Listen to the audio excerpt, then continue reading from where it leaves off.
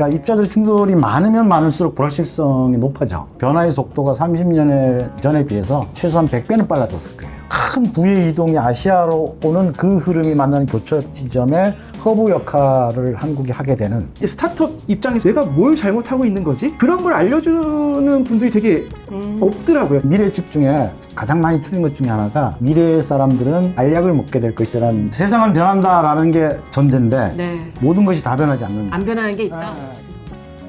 세상의 변화가 일어나는 길목, 더 크로스로드의 질문자 듀여사입니다. 반갑습니다. 더 크로스로드는 매각급 트렌드가 교차되는 지점에서 새롭게 파생되어질 수 있는 시장 기회를 알려드리기 위해서 제작되는 영상물이고요. 총 6편으로 나눠서 시리즈물로 제작이 될 예정입니다. 저는 질문을 통해서 세상을 배우는 질문자 역할을 여기서 담당을 하고 있고요. 오늘 메인으로 말씀을 나눠주실 두 분을 소개하도록 하겠습니다. 먼저 저의 메인 발제자이자 메인 저자로서 활동을 하고 계시는 분이신데요. 우리 김 소장님 소개 부탁드립니다. 네, 반갑습니다. 네. 한국 트렌드 연구소를 2005년에 설립해서 한 20년 됐네요. 와, 네. 올해 20년 전에. 20주년이군요. 네. 네. 근데 사실 출발은 1994년에 한국인 트렌드라는 책을 출간하면서 어떻게 보면 국내에서 트렌드 관련 연구를 처음 시작했다고 볼 수 있고, 벌써 30년이나 됐는데 뭐 했는지는 모르겠는데 그동안 트렌드 관련 서적들을 꾸준히 출판하면서 한국 트렌드 연구소를 설립해서 리포트나 여러 가지 프로젝트들 그런 진행을 했었고, 2014년부터 트렌드에 관심 있는 분들하고 같이 네. 모임을 매달 정기적으로 하면서 책도 내고 했는데, 그게 결실을 맺어서 최근에 빅퓨처랩이라고 하는 회사를 공식적으로 같이 하기로 결정을 해서 설립을 했고, 네. 이제 어떻게 보면 이 유튜브 영상이 빅퓨처랩의 첫 번째 공식 활동이라고 볼 수 있겠네요. 네.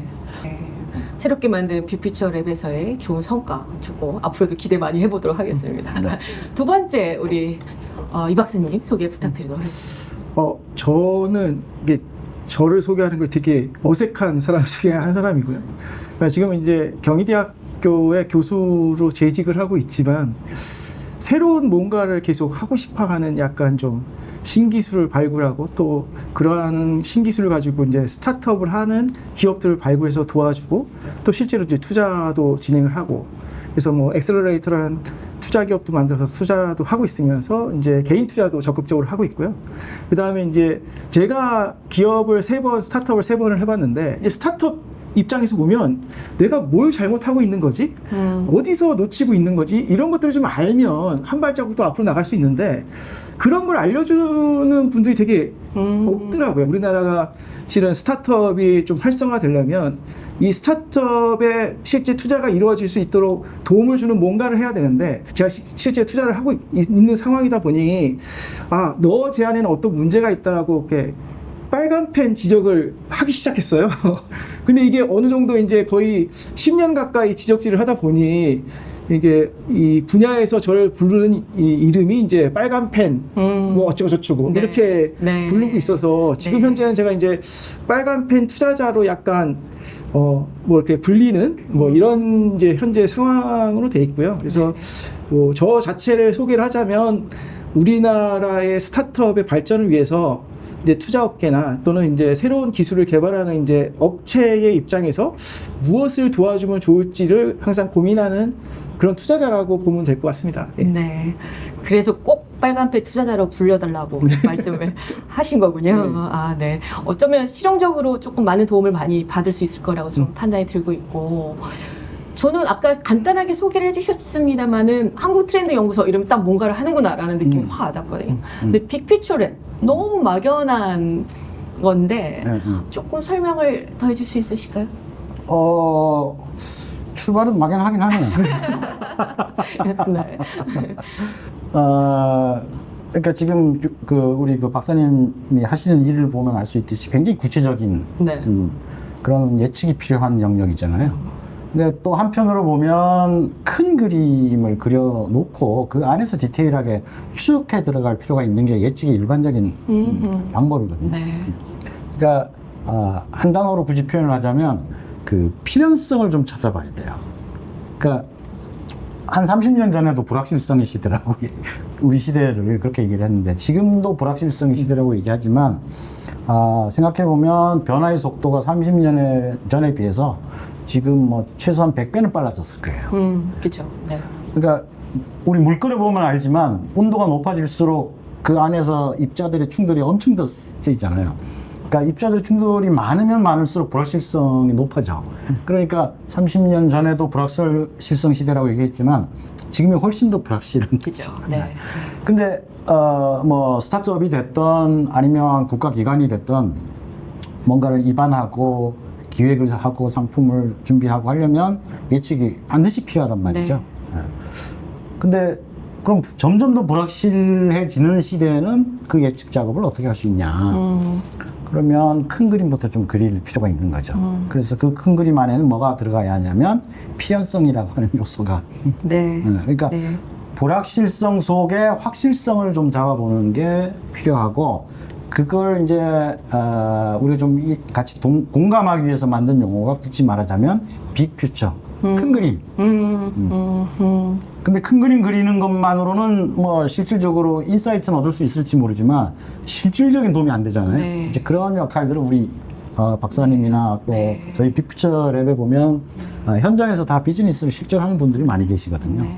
이런 분들이 같이 아이디어들을 모으면 그러니까 미래 예측이 필요한 분들한테 좀 네. 도움이 되는 네. 그런 이야기들을 할 수 있지 않을까. 그래서 막연하긴 하죠 아직. 네. 근데 뭐죠? 오늘 박구영 철학자님 간단하게 뭐 얘기 들어봤는데 이제 복잡한 세상일수록 예측이 불가능하다. 예측의 불가능성에 대해서 얘기를 좀 듣고 왔는데 그런데 지금 또 소장님 말씀을 들어보면 네, 불확실성이 확실성이 존재한다고 저는 생각하거든요. 갈 수밖에 없는 흐름은 분명히 있다. 그거 안에서의 어떤 뎁스하게 네, 네. 방향을 잡는 것도 우리가 놓치지 말고 해야 될 일이긴 하겠네요. 네, 예측 방법론의 여러 가지 그 명제들을 뽑을 수 있는데 그 중에 하나는 모든 것이 변하는 미래는 없다. 모든 것이 변하는 미래는 없다. 그러니까 세상은 변한다라는 게 네.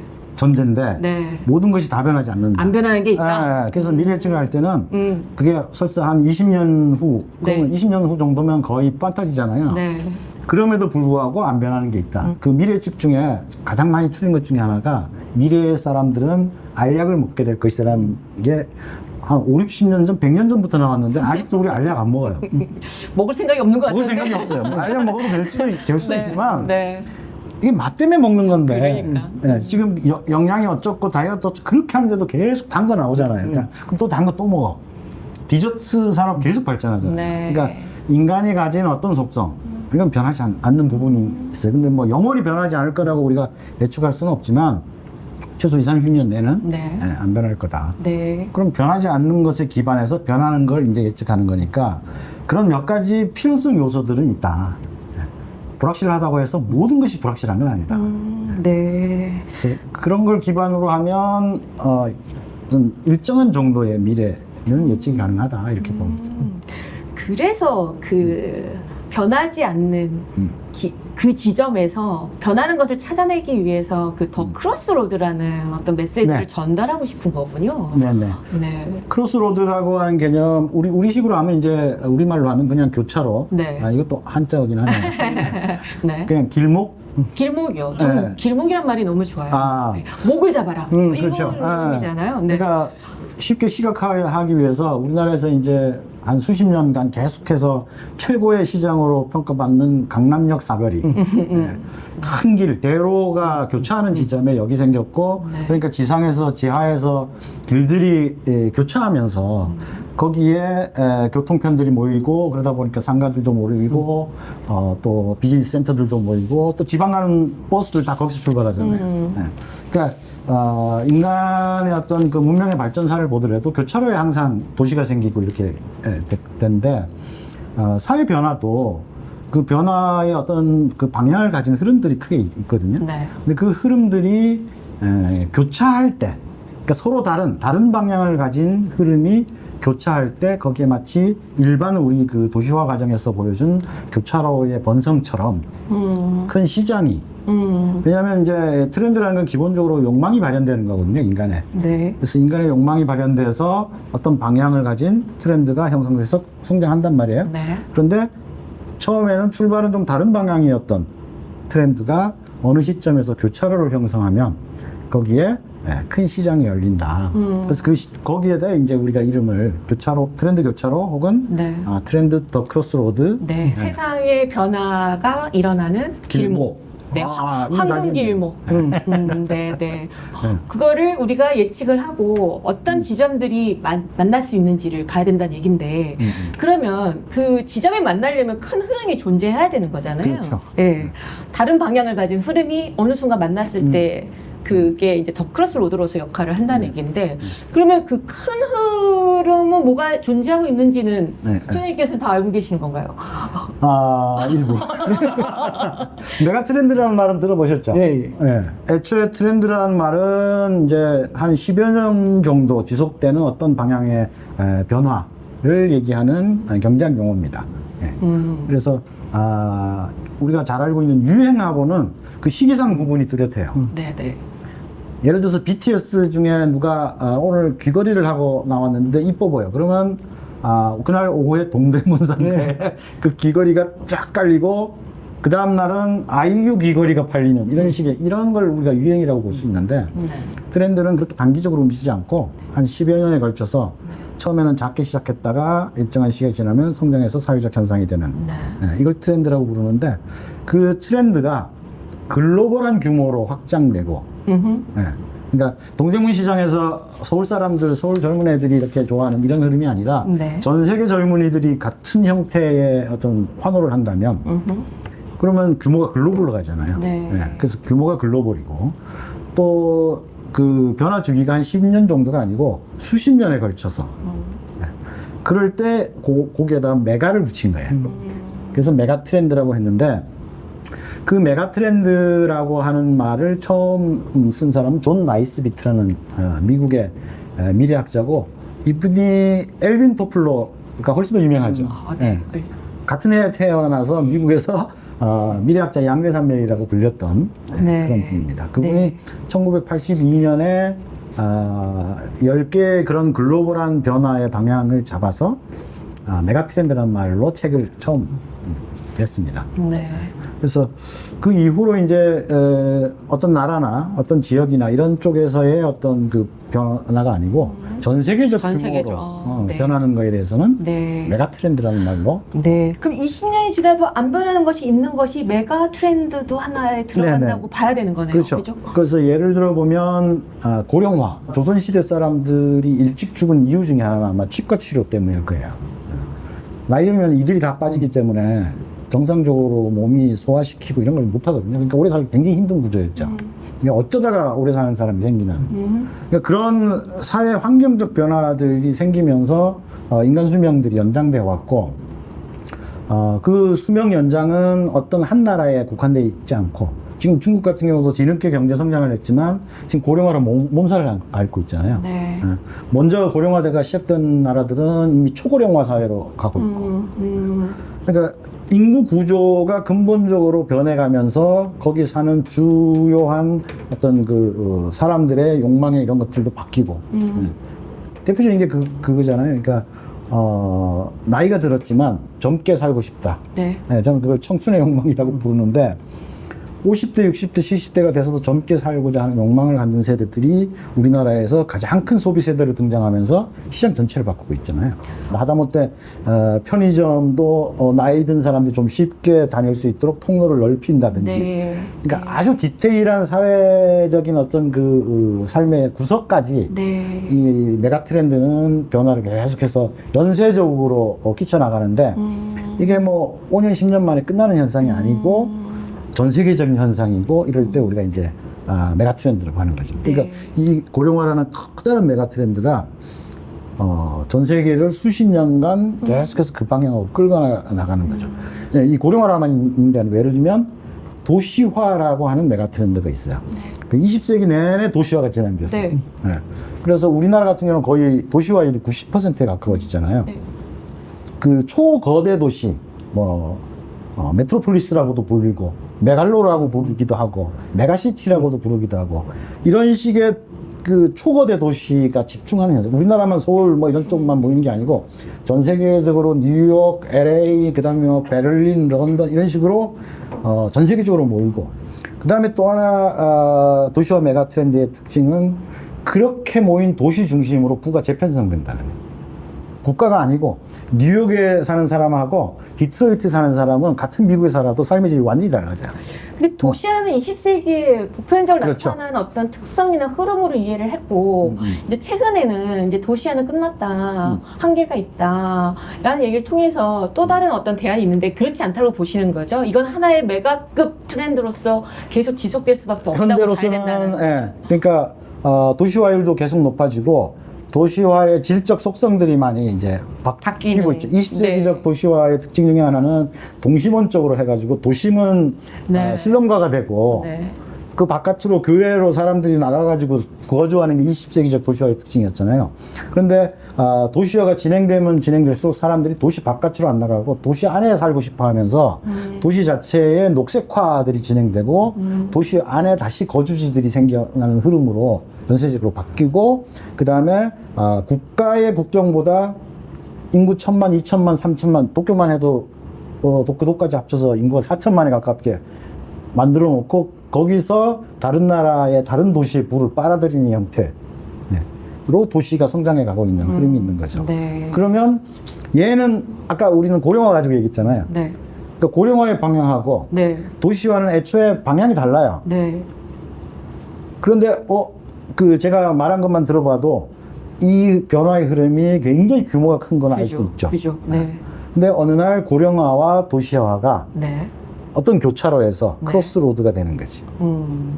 고령화도 자기 방향을 가는 중이었고 도시화도 자기 방향을 갔는데 두 개가 결합하는 네. 그런 상황이 생기면 거기에 크로스로드에 커다란 빅마켓이 황금 길목이 생기는 거고. 생긴다. 네. 그래서 네. 저희가 이제 빅퓨처라고 했으니까 한번 크게 빅마켓. 이건 여러분들도 기억을 하셔야 될 것 같아요. 고령화, 도시화, 너무 뻔하다, 다 아는 거야. 이렇게 치부할 문제가 아니고, 이거는 향후에 20, 30년간 변하지 않을 메가급 트렌드다. 가는 방향이다. 라는 거를 우리가 전제 머릿속에 두고, 그 안에서 어떤 소소한 변화들과 어떤 지점들이 만나서 어떤 새로운 시장이 생기는지를 면밀히 봐야 되는 거네요.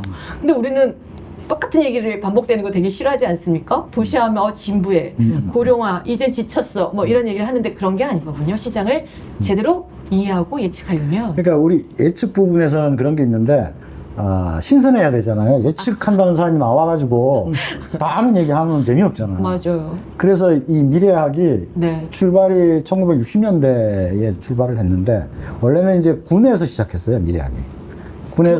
군대에서. 아, 네. 그 랜드 연구소라고 미 공군 전력 연구소 출신들이 나와서 초창기 미래학을 만들었는데 적의 움직임을 예측하고 움직여야 되니까 그 예측 기법을 일반 사회 변화에 적용하기 시작한 게 미래학의 출발이거든요.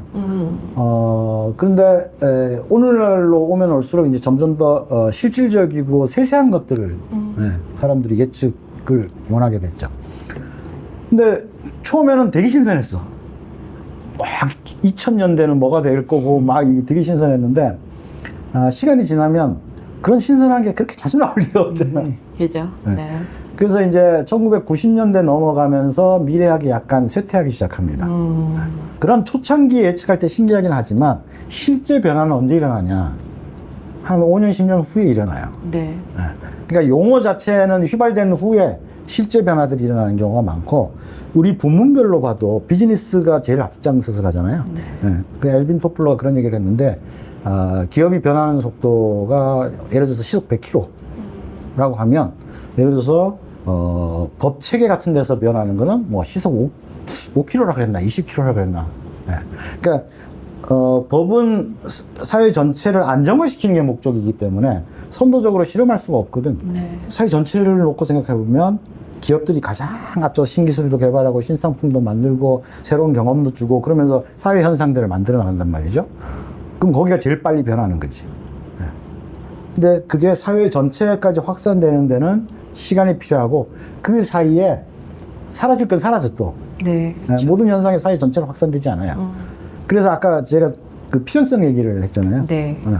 사회 전체적으로 확산될 필연성이 있어야 우리가 메가 트렌드 혹은 트렌드라고 부르는 거죠. 근데 그런 필연성이 있는 정도가 되면 이제 좀 몇 년 지나면 용어로서의 신선함은 사라지는 거죠. 고령화?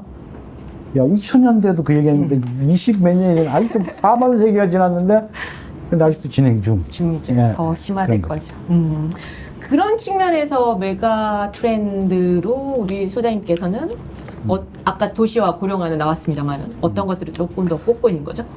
그거는 어디 차트 같은 걸 이렇게 좀 네, 보여서 보여줄 수 있습니다. 예를 들어서 고령화 같은 경우는 사회 전체의 관점에서 보면 인구 구조가 변화하는 거거든요. 네. 도시화 같은 경우는 공간의 변화죠. 네. 제가 뽑은 것 중에 하나는 친환경 윤리화. 친환경 윤리화. 네. 그러니까 아마 주변에서 친환경이라고 하는 소리는 많이 들어보셨을 거예요. 근데 네. 이제 그 이전에 그러니까 친환경이라는 것이 주요한 사회적 의제가 되기 전의 사회를 생각해 보면 성장과 분배, 예를 들면 이런 두 가지 문제가 중심이 돼 있었거든요. 예. 근데 성장과 분배만 고민하는 사이에 지구가 망해가고 있고 기후 위기가 엄청나게 그렇죠, 현실화되고 그렇죠. 있고, 야 네. 이게 비즈니스나 경제만으로는 우리 삶의 질을 확보할 수가 없구나. 지구가 공생해야 되는구나라는 어떤 자각들이 일어났고, 그 자각이 점점 더 강해지면서 친환경이 그냥 어떤 사회적 이슈가 아니고 우리의 삶의 기본 덕목, 기본 윤리화 되는 변화가 시작된 거예요. 이거는 이제 아까 인구 구조나 공간에 대한 이야기를 네. 했다면 네. 우리의 도덕적 가치에 대한 문제죠. 네. 그러니까 도덕적 가치 중에 인간이 전적으로 자발적으로 따를 수 있는 도덕적 가치는 별로 많지 않을 거예요. 네. 왜냐하면 인간은 기본적으로 자기 생존을 위한 어떤 걸 하기 마련이기 때문에 같이 살기 위해서 할 수 없이 지켜야 되는 윤리들이 있잖아요. 그러니까 윤리화라는 개념을 적용하신 건 너무 멋진 것 같습니다. 네, 네. 그래서 도덕적 가치 측면에서 보면 친환경 윤리화가 하나의 메가 트렌드가 되고 있다. 그 메가 트렌드가 10가지라서 오늘 네. 다 설명은 어려울 것 같은데 나중에 한번 설명할 수 있는 시간을 한번 잡겠습니다. 그 박사님한테도 한번 여쭤보고 싶은 게 지금 이 10가지 트렌드가 아까 너무 익숙한 용어들이긴 하지만 아까처럼 20년, 30년 동안 변하지 않는 큰 흐름 개념들인 거잖아요. 그 스타트업 친구들도 투자를 받을 때 이런 관점에서의 어떤 자기의 어떤 사업 방향을 설계를 해야 될 텐데 좀 어때? 이런 거를 좀 활용을 하고 있다고 생각을 하십니까? 활용을 잘 하는 친구들도 있고 그렇지 못한 친구들도 있고요. 네. 일단은 저희는 이제 스타트업에 투자라는 건 실은 미래에 대한 기대거든요. 지금 가지고 있는 게 아무것도 없는 기업을 대상으로 그렇죠. 얘네가 제안하는 내용이 맞을 거라는 전제하에 투자를 하게끔 돼 있어요. 네. 그러면 우리는 그러면 그게 맞을 거라는 걸 어떻게 판단하게 됩니까? 그러니까 그 판단할 수 있는 어떤 기준점이 있어야 되는데 그 기준점 속에는 변하지 않는 진실 같은 게 있거든요. 인간은 예를 들어서 먹지 않고 살 수 없다. 네, 그리고 배가 부르면 딴 생각을 한다. 뭐 이런 전제들이 있단 말이죠. 그건 누구나 다 인정하는 전제들인데 갑자기 뭐 생뚱맞은 제안을 하는 거죠. 아까 얘기하셨듯이 이제 그 소장님 얘기하셨듯이 밥을 안 먹고 약 먹고 살 겁니다. 이런 얘기에 제안을 하고 그 약을 개발하겠다고 오면 저희들 입장에서는 이게 뭔 얘기지? 이렇게 받아들이는. 네네. 그러니까 지금 현재 그 트렌드라고 하는 거가 단순하게 이제 그럴 것이다라는 이런 것도 있지만 어떤 판단의 기준점을 제공해주는 역할을, 그러니까 어떻게 보면 10개의 뭐 트렌드라 그러면 그 10개가 실은 기둥이 되는 거죠. 네, 그렇죠. 비즈니스를 구성하는 어떤 기둥의 역할을 해주고 그 큰 대들보를 기준으로 너가 제안하는 대들보는 도대체 뭘 기준으로 얘기를 하는 거냐. 그러면 예를 들어서 고령화, 뭐 도시화 이거 두 개를 같이 얘기한다고 쳤을 때는 고령화는 다 뭐 그건 현실이니까 도시화도 현실이에요. 그럼 그 사이에 너는 무슨 문제를 해결하고 싶은 건데 라는 것을 제안하거든요. 그러면 뭐 예전에는 고령화되면 다들 어떻게 많이 하셨냐 하면은 이제 그 외곽으로 빠져가지고 전원주택 짓고 뭐 이렇게 하다가 은퇴 생활하겠다. 네, 은퇴 생활 한다다가 많은 사람들이 거기 혹했죠. 네, 네. 그러다가 현실은 뭐냐 하면 네. 네. 다 뭐 2, 3년 내에 다시 다 도시로 복귀해가지고 하는. 근데 거기에 이제 여러 가지 이제 고령화로 인해서 몸이 안 좋아지고 그러니까 할 수 없이 병원을 자주 다녀야 되는 이슈가 발생하고 나이가 들고 몸이 힘들어지니까 오히려 편리한 시설이 있는 쪽으로 모이게 되고 네. 어떤 문제를 발견하고 그 문제를 해결하겠다고 제안하는 실은 배달 문화도 그렇게 시작된 거거든요. 나이가 들면 나가서 먹는 것보다 집에서 먹고 싶고 그러면 이제 돈이 여유가 있는 분들은 모든 음식을 배달시켜서 먹고 싶다라는 어떤 인간의 욕망을 만족시키는 게 실은 배달의 민족이라는 기업을 만들어내게 된 거고 그러니까 그런 측면에 이제 판단을 하는 데 있어서 투자자들은 그런 것의 참고사항으로 이런 것들을 알아야 할 필요가 있는 것들이죠. 말씀하신 걸 들어보면 결국 스타트업이나 벤처기업들이 투자자를 설득을 하기 위해서는 시작점을 명확하게 시장의 흐름을 이해를 하고 예. 그걸 기반으로 설득을 해야 될 필요가 분명히 있는 거네요. 그렇죠. 예. 그 Y를 설명해야 되잖아요. 그렇죠. 그러니까 예. 스타트업이든 아니면 뭐 그 이미 대기업이 새로운 상품을 낼 때도 왜 이게 필요한지 네. Y를 설명해야 되는데 네. 사업 기획서라고 치면 앞단이죠. 그렇죠. 이게 왜 필요한지를 사회적 변화와 사람들의 어떤 심리 변화를 네. 통해 설명해야 되는데 네. 그때 이제 그걸 가장 잘 보여줄 수 있는 어떤 사회적 현상 중에 하나가 네. 트렌드라는 거고 그래서 이제 경영학의 구루라고 불렸던 피터 드러커 같은 사람이 앞으로의 사회에서 트렌드를 예측한다고 해서 100% 성공을 보장할 수는 없다. 그런데 트렌드를 모르면 네. 100% 실패는 보장할 수 있다. 네. 그러니까 네. 결과를 보장하는 건 아니에요. 네. 근데 정확하게 발생의 맥락들을 가지고 해야 그 변화의 성장에 편승할 수가 있게 되는 거죠. 네. 자, 오늘 저희 첫 방송이긴 합니다만은 오늘 방송을 보시는 은퇴 이후에 새로운 사업을 설계를 하고 계시거나 스타트업을 꿈꾸시는 모든 분들은 저희 방송을 구독을 눌러주시고 꼼꼼하게 내용을 한번 들어보시면서 아까 그 발생의 맥락이라는 측면에서 어떻게 설계를 해야 될지 좀 도움이 많이 되셨으면 좋을 것 같습니다. 근데 저희가 이제 10대 메가 트렌드를 얘기를 하기보다 우리가 시작을 한 이유는 트렌드 믹스, 메가 트렌드 믹스라는 관점에서 교차 지점에 대한 얘기를 좀 하고 싶으셔서 나오신 걸로 알고 있는데 메가 아까 살짝 도시화 고령화에 대한 예시를 들어주시긴 했습니다만은 그 교차 지점을 저희가 어떻게 흐름을 캐치하고 어떻게 봐야 될지 조금 더 예시를 들어주실 수 있으실까요? 우리가 이제 그 앞으로 6편 이렇게 찍게 되면 각각의 그런 교차로 네. 크로스로드들을 구체적으로 볼 테고 오늘은 이제 그런 어떤 크로스로드의 사례가 될 만한 그런 이야기들 먼저 좀 했으면 좋겠는데 제가 이제 지금 생각하고 있는 것 중에 하나는 그거예요. 10대 메가 트렌드 중에 하나가 이제 글로벌화거든요. 네. 그 글로벌화라고 하는 게 말하자면 이제 지구상의 모든 국가들은 국경을 가지고 있고 또 어떤 정체성으로서의 어떤 국가적인 의식이나 민족성, 주체성을 갖고 있잖아요. 네. 그래서 이제 지금도 지역 분쟁이 끊이지 않는 게 바로 그런 이유 때문인데 그럼에도 불구하고 자본주의적 산업 구조가 성장해 가면서 계속해서 그 경계들을 허물어뜨려 왔어요. 그래서 사람들의 이동이 자유로워지고 거기에 디지털 네트워크가 얹히면서 속도가 빨라지고 경계가 허물어지는 이런 현상들이 일어나면서 그 트럼프의 어떤 미국이 새로운 보호무역주의를 내세움에도 불구하고 이 글로벌하게 길이 뚫리고 실시간으로 접속하고 문화들을 습득하는 우리가 그 캐대헌이라고 불리는 네. 현상에도 알 수 있듯이 네. 이거는 멈출 수는 없어요. 이게 이제 글로벌화라고 하는 흐름이에요. 네. 근데 이 흐름의 한편에 또 하나가 뭐냐면 저는 이제 메이저 아시아라고 부르는데 수백 년의 주기를 거쳐서 생각해보면 명나라, 청나라 이 시대에 청나라 초기까지는 아마 전 세계에서 가장 그 부강한 나라가 아마 중국이었을 겁니다.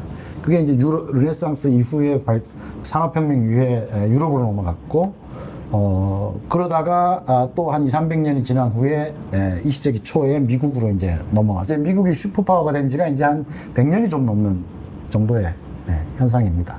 근데 그게 다시 지금 이쪽 아시아 쪽으로 넘어오고 있어요. 네. 가장 큰 지표 중에 하나가 지금 전 세계 소비의 거의 절반이 지금 아시아 국가에서 일어나요. 네. 이쪽이 경제 성장을 해나가면서 소비의 주축이 되고 그동안은 선진국이나 이런 데서 생산한 걸 소비만 했는데 소비가 성장하면 덩달아가면서 소득도 늘어나고 그러면서 생산 기지화로 자꾸 변해가거든요. 물론 시간이 좀 걸리겠지만 거의 지구상의 전체 소비의 거의 절반을 여기서 하고 있고 생산 기지화로 변화하면서 여기가 새로운 어떤 뭐랄까 지구촌 경제 중심지 형태로 서서히 성장해 나가는 흐름들이 나타나고 있어요. 그러니까 기존에 있던 그룹들하고 이제 어떤 균형들을 맞춰 나가면서 커가겠죠. 요 메가 트렌드를 이제 메이저 아시아라고 이제 합니다. 그래서 요 메이저 아시아와 글로벌화. 글로벌화. 네. 그러니까 글로벌화는 한마디로 말하면 디지털화와 결합하면서 그냥 우리가 사는 물리적인 공간적인 다양성 위에 네. 어떤 동시성과 동일성을 가진 문화적 인프라가 세워졌다 이렇게 보면 된단 말이에요. 그 그림의 주요 소비와 주요 생산 기지로서의 아시아. 네. 그러면 이 두 개가 만나면 어떤 변화가 있을 것인가? 그 교차로에. 그러면서 사회 현상들을 들여다보면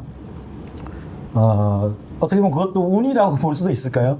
그 접경 지역에 한국이 있는 거죠. 네. 그러니까 지금 우리가 한류 같은 경우도 2000년대 초반부터 시작해서 유튜브라는 새로운 네트워크 프로그램을 통해서 성장했고 지금 아시아가 주요 소비층으로 성장하면서 이걸 기본적으로 한국 문화, 한국 음악 문화를 비롯한 드라마 이런 것들을 소비하는 것으로서의 기본 전초기지 역할들을 해주고 이게 글로벌화된 흐름이거든요.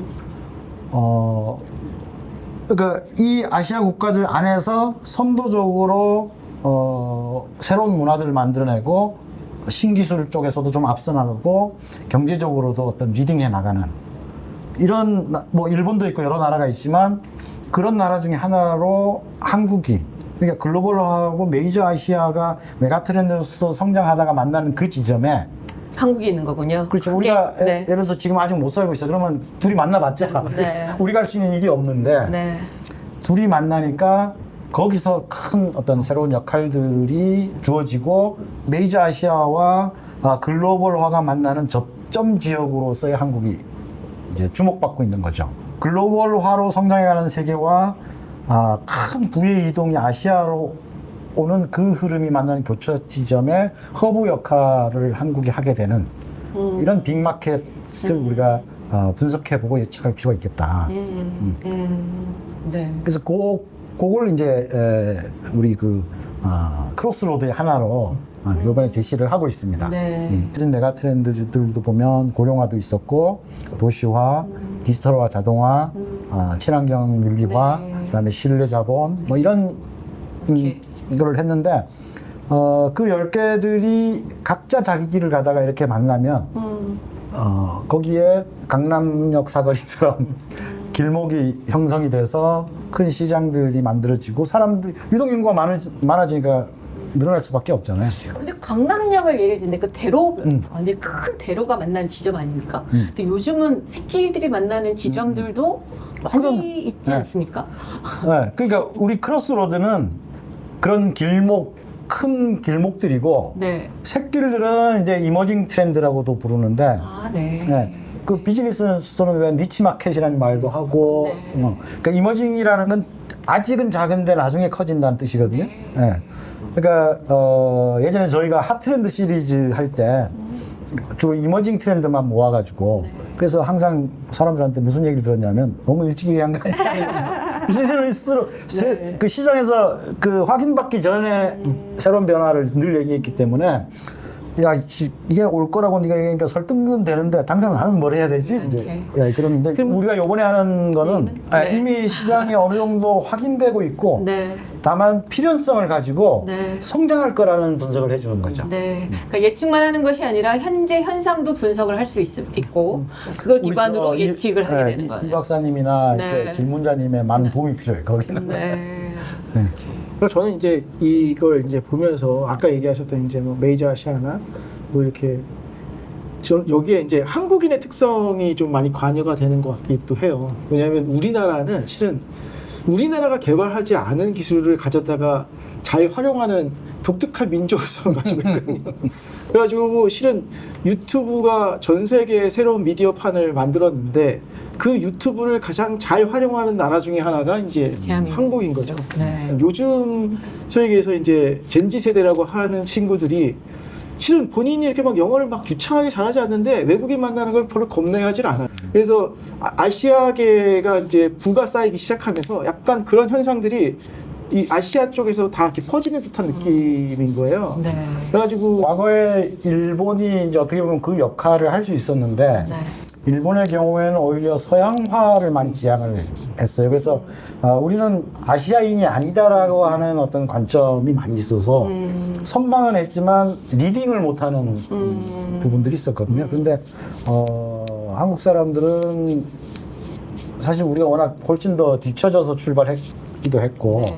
그리고 어떻게 보면 섬나라잖아요, 우리도. 네, 네, 네. 그래서 여러 가지 고초들을 겪으면서 네.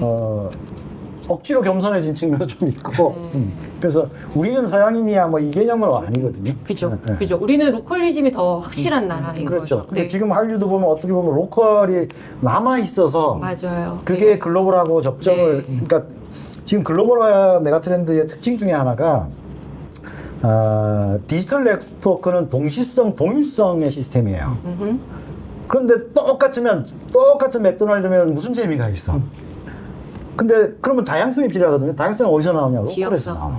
네. 그렇죠. 그 부분에 한국이 네. 좀 뒤쳐져 나왔고 네. 모든 걸 따라하려고 하지 않고 한국화시켰다라고 지금 말씀하신 네. 그 어떤 문화적 원형이 좀 있었던 것 같은데 한국인들한테 그 덕분에 다양성을 키워줄 수 있는 양분을 우리가 가지고 있었다. 네. 그렇게 볼 수도 있죠. 그리고 네. 그런 성공 모델이 다른 아시아 국가와 그들의 성장과 서로 결합해 가면 네. 그 안에서 이제 충분한 시너지들이 나올 가능성이 높아지는 거죠. 오늘은 예시로 트렌드 믹스의 예시로 메이저 아시아 글로벌화를 예를 들어준 건데 이제 다음 편부터도 그렇게 10대 트렌드를 메가 트렌드를 믹스했었을 때 나타나는 현상을 대표적인 걸 또 수많은 걸 뽑을 수 있었음에도 불구하고 그 10개의 믹스를 또 10가지를 뽑으셨더라고요. 네. 아, 네. 그 11가지 뽑으면 이상하잖아요. 근데 사실 조금 더 면밀히 연구를 하면 더 많은 것들을 뽑아낼 수 있는 상황일 텐데 그렇지 않은가요? 아까 말씀하신 것처럼 네. 그 사회적 복잡성의 증대와 더불어 새끼리 많이 생겨요. 네. 네, 훨씬 더 많이 생깁니다. 네. 그래서 지금 우리가 얘기하는 주요 교차로들은 어떻게 보면 큰 길목인데 그 큰 길목 안에도 새끼리 있고 그렇죠. 우리가 여기서 적시하지 않은 그런 쪽에서도 충분히 또 있고 또 뭐 예를 들면 분야별로 신기술 이런 관점에서 보면 지금은 AI가 주춧돌을 놓는 시대거든요. 근데 2015년 이후로 바이오 쪽에서도 유전자 가위 같은 것들이 나오면서 굉장히 큰 새로운 변화의 출발이 되고 있거든요. 그러면 걔가 언젠가는 AI처럼 치고 나올 가능성이 높아요. 네. 그러니까 예측이라는 거는 처음부터 100%는 처음부터 불가능하고 한 50% 예측 가능한가에 대해서도 미지수입니다. 네. 네. 그러나 필연성은 있는 거죠. 그러니까 지금 우리가 보고 있는 교차로도 그 필연성에 기반해서 가장 높은 확률의 예측이 가능한 영역까지를 보는 거고 나머지는 계속해서 디테일하게 들어가면서 추적해야지. 네. 실제 비즈니스를 하는 분은 네. 이런 전제를 가지고 네. 어떤 기회가 있어요. 우리가 그 백사장에서 뭐 찾기, 바늘 찾기 얘기하잖아요. 근데 요쯤 어딘가 떨어졌어. 여기 모래사가 어딘가 있을까 하고는 완전히 다르죠. 완전히 다르죠. 네. 목표 의식도 다르고 우리 의지도 다르고. 네. 이 교차로에 대한 이야기는 크로스로드에 대한 이야기는 아마 그 정도의 의미를 갖고 보시면 좋지 않을까. 네. 모든 길은 로마로 통한다고 한 것처럼 네. 우리의 크로스로드는 앞으로 모든 시장 변화의 중심인 걸 하고 거기에 많은 새끼들은 또 우리가 연구를 많이 해야겠네요. 네. 그러니까 이제 스타트업 투자도 실은 강남대로를 투자할 수 없거든요. 그렇죠. 왜냐하면 초기 투자 금액이 너무 많이 들어가요. 그죠. 그렇게 투자하려고 그러면. 네, 네, 네. 그러면 이제 방금 전에 얘기하신 것처럼 실은 강남대로에서 벗어나서 샛길에 저 뒤에 몇 번째 뒤에 있는 어떤 건물에 투자를 하고 걔가 성공해서 앞으로 넘어오는 걸 바라는 거거든요. 그렇죠. 네. 그러니까 실은 큰 길이 어떻게 형성되어 있는지 알아야 네. 샛길이 있을 수 있겠구나라는 거를 판단할 수가 있는데 처음부터 이게 뭐 샛길을 보고 이 샛길이 도대체 어디로 이어져 있는 거지를 네. 못 찾으면 네. 결국 이제 투자는 실패로 네. 이어지게 되니까 우리나라는 그렇다는 거예요. 왜냐하면 미국은 워낙 투자의 판 자체가 크기 때문에 거기에는 뭐 세상을 바꾸는 투자들을 많이 하지만 뭐 화성 간다고 뭐 스페이스X 이런 걸 하는 나라고 거기는 우리나라는 이제 그만큼의 투자 금액을 초기에 들 수 없기 때문에 처음부터 이제 큰 판이 벌어져 있는 어떤 큰 대로에 샛길이 연결되어 있을까를 판단할 수 있어야 된다는 게 저는 이제 스타트업 투자는 그렇게 돼야 된다는 네. 생각을 하는 거고요. 네, 맞는 것 같습니다. 그래서 앞으로의 우리 그 요번 크로스로드 시리즈에서 역할을 생각해 보면 제가 약간 사회적 변화, 그러니까 디테일에 너무 신경 쓰면 큰 그림을 그리기 어렵거든요. 맞아요, 맞아요. 그래서 약간 추상화 과정들을 거쳐야 되는데 저 같은 경우는 약간 그쪽에 특화돼 있어요. 그러니까 실제적 변화들을 어떻게 추상화시켜서 이걸 큰 맥락으로 개념화시킬 수 있을 것인가에 좀 특화돼 있고 그러면 그 부분을 현실 세계로 우리 이 박사님이 좀 끌어내려와서 소개를 네, 해주고 네, 네. 그 과정에서 우리가 가질 수 있는 여러 궁금증을 두 여사님께서 네. 왜 두 여사님이라고 네, 별 역할이 없는 질문자라서. 네. 네, 두 여사님께서 적절하게 중간에 짚어주면 이 보시는 분들이 좀 더 균형감 있게 네. 볼 수 있지 않을까 그런 생각이 듭니다. 네, 좋습니다. 너무 뻔하지 않을까라고 생각했는데 의외로 너무 재밌을 것 같고요. 의외로 우리는 변하지 않는 본질에 대한 거를 자꾸 잊어버리면 안 됩니다. 그거는 그걸 기반으로 했었을 때 새로운 아이디어가 나오는 거고 힘을 가질 수 있다고 생각하거든요. 이거에 대한 이해부터 머릿속에 잘 저장을 해두셔야 합니다. 예, 그래야지만 막강한 파워를 실을 수 있는 뭔가 새로운 기회를 만들 수 있지 않을까 생각이 들고요. 그래서 저희가 타이틀을 잡은 게 세상의 변화가 일어나는 길목 더 크로스 로드입니다. 예, 그래서 메가 트렌드가 교차되는 지점에서 파생되어질 수 있는 시장 기회, 그것을 우리의 영상을 통해서 읽어보시면 좋을 것 같고요. 이런 같이 영상을 보시면서 새로운 사업 기회를 찾아내고 만들어내는 기회를 여러분 모두가 찾아보셨으면 좋을 것 같습니다. 네. 다음 편에 또 두 분을 만날 수 있는 거잖아요. 그렇죠? 네. 우리 소장님 말씀 너무 감사하고 다음에 조금 더 재밌고 디테일하고 본질에 대한 조금 더 얘기를 다시 재밌었나 한번 얘기를 나눠보도록 하겠습니다. 나중에 좀 다양한 사례도 예, 우리 예. 박사님 통해서 예, 얘기를 알겠습니다. 들어보도록 하고요. 예. 자, 그러면 제가 세상을 변하는 일어나는 길목하면 더 크로스로드를 힘차게 외쳐보시길 아하. 바랍니다. 알겠습니다. 마무리하면서 네, 알겠습니다. 자, 세상의 변화가 일어나는 길목 더 크로스로드. 예, 안녕. 다음에 만나요.